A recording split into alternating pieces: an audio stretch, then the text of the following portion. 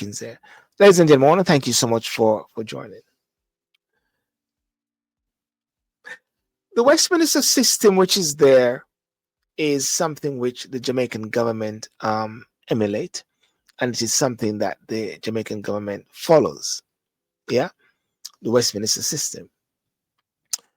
That's how the parliamentary system is in Jamaica. Until the king is removed as the head of state, then that system remains. Maybe a presidential system, maybe something similar to America. But something I was looking at, and I saw something earlier today that Ed Bartlett, who is the Minister of Tourism, it was on Nationwide, said he's going to retire at the end of this parliamentary term. That is 5 years' time. Of course, if it goes to 5 years.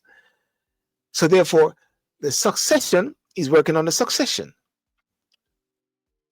And I wrote on that platform and said, hang on a second.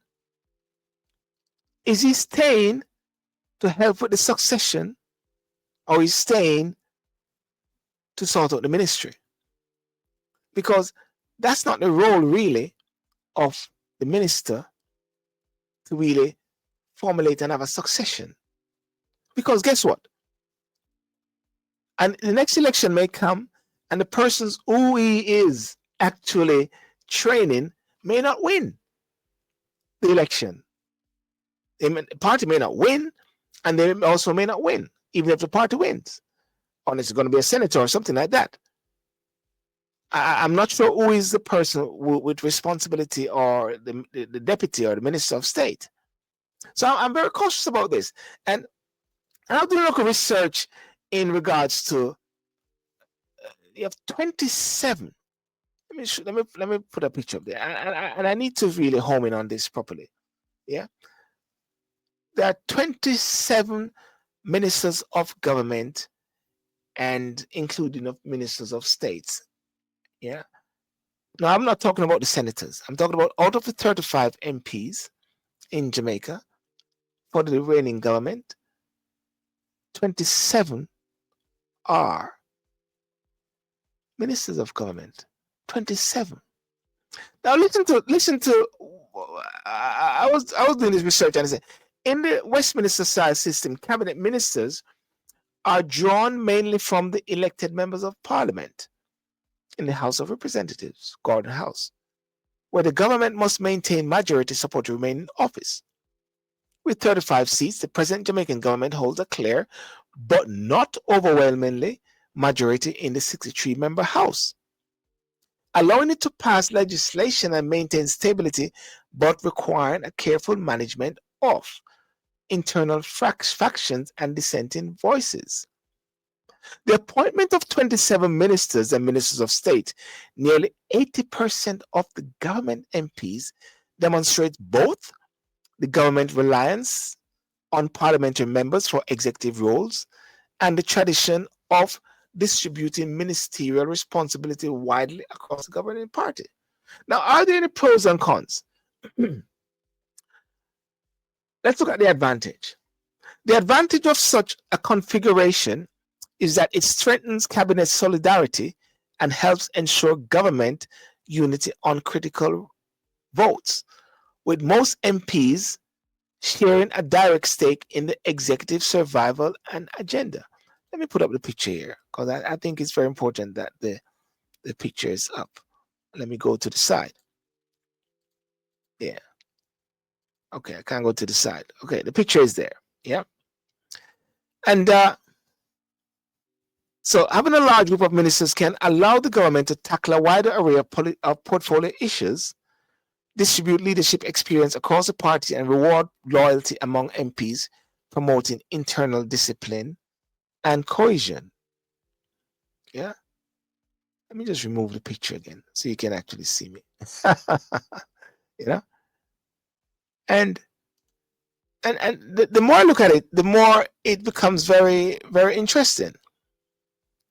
In small parliamentary majorities, this wide distribution of ministerial posts can minimize open rebellion and bolster party morale, while helping the PM maintain control over diverse region and interests.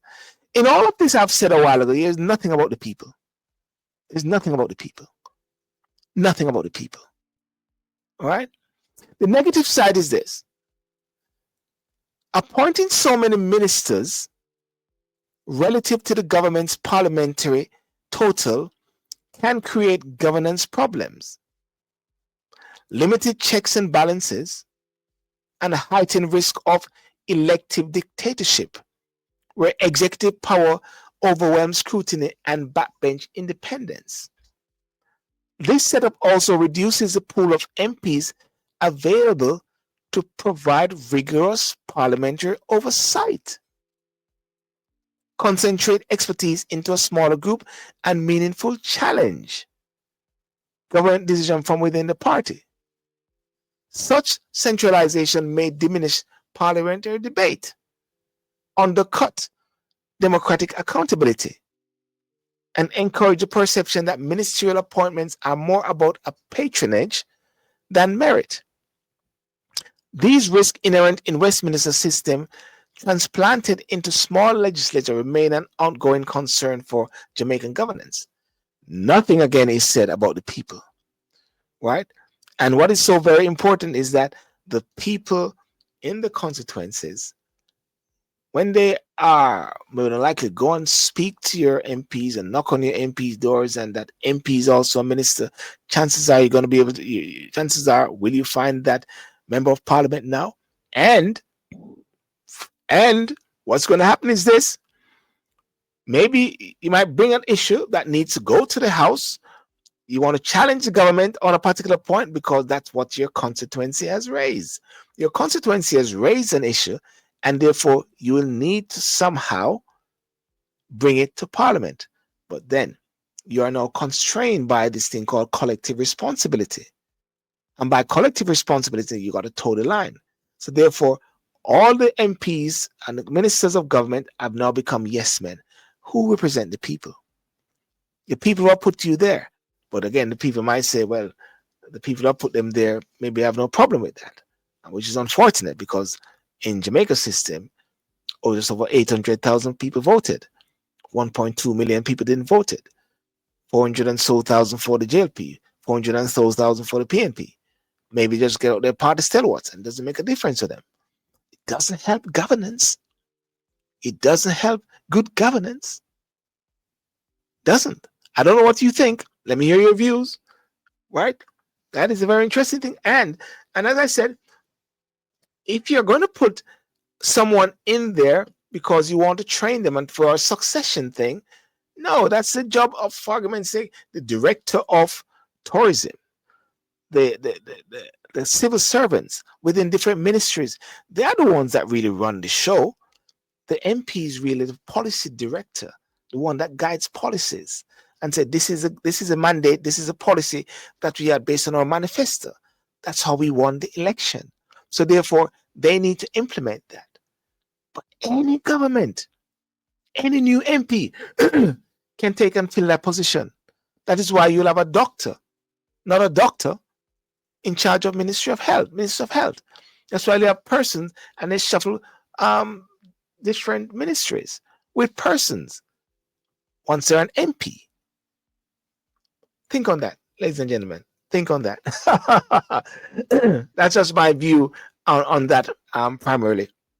Ladies and gentlemen, please think on that and let me hear your views in regards to that, because there got to be good governance as well. Let me hear what you say. Let me hear your thing. Please like and, don't shoot the messenger. Giving the view. Now, finally,